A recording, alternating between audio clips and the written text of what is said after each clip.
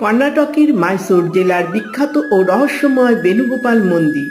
এই মন্দিরের ইতিহাস যেমন গা ছমছমে, তেমনি এর চারপাশে ঘুরে বেড়ায় এক অলৌকিক বিশ্বাস। এখানে সত্যি শোনা যায় বলে কৃষ্ণের বাঁশির আওয়াজ।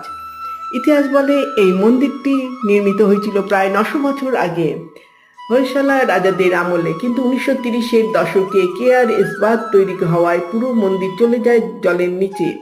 বহু বছর ধরে এটি ছিল জলের তলায়। বছরের একটি বিশেষ সময় জল কমলে মন্দিরটি দেখা যেত। 2003 সালে খোদাই ফাউন্ডেশনের উদ্যোগে একে পাথর পাথর ভেঙে স্থানান্তর করে নতুন করে গড়ে তোলা হয় হোসা কান্নাম্বদি গ্রামে। কিন্তু এখানেই শুরু হয় আসল রহস্য। রাত্রি গভীর হলে অথবা দুপুরবেলায় যখন পুরো এলাকা নিস্তব্ধ, তখন বহু দর্শনার্থী ও স্থানীয়রা বলেন তারা শুনেছেন মন্দির চত্বরে এক অদ্ভুত সুর, যেন কেউ বাঁশি বাজাচ্ছেন। বিজ্ঞান বলছে হাওয়া আর পাথরের ধ্বনি প্রতিফলনে এমন শব্দ হতে পারে।